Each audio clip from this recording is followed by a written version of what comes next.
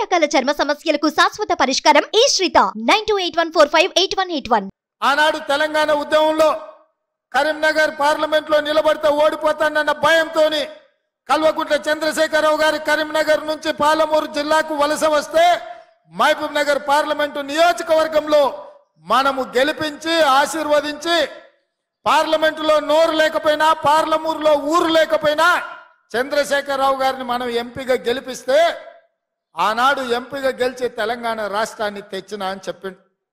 నేను అడుగుతున్న ఇవాళ ఈ వేదిక మీద నుంచి మాజీ ముఖ్యమంత్రి కల్వకుంట్ల చంద్రశేఖరరావును ఆనాడు ఎక్కడి నుంచో వలస వచ్చిన నిన్ను వివిధ ప్రాంతాలకు తట్ట పని పార పని మట్టి పని బొగ్గుబాయి దుబాయ్ లాంటి వలసలు పోతున్న మా జిల్లా ప్రజలు వలస వచ్చిన నిన్ను పార్లమెంటు సభ్యుడిగా గెలిపిస్తే తెలంగాణ రాష్ట్రం వచ్చిన తర్వాత 10 సార్లు ముఖ్యమంత్రిగా ఉన్నావు కదా, మా ప్రాంతానికి ఏమైనా చేసినవా?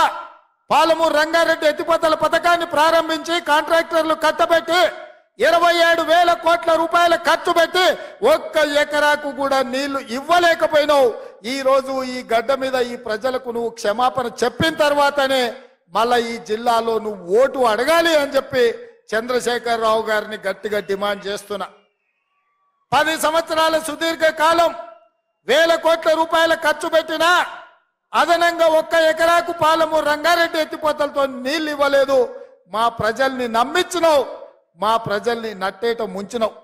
ఆనాడు పెద్దలు చిన్నారెడ్డి గారు ప్రారంభించిన తెలంగాణ ఉద్యమం చీమలు పెట్టిన పుట్టలో పాములు దూరినట్టు ఆ ఉద్యమంలో నువ్వు దూరి ఇవాళ తెలంగాణ రాష్ట్రాన్ని పట్టి పీడించినావు.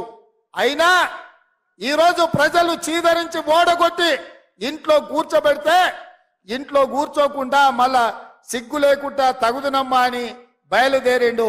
అల్లుడేమో నల్గొండ నుంచి, కొడుకేమో మహబూబ్ నగర్ నుంచి పాదయాత్రలు చేపడతారంట.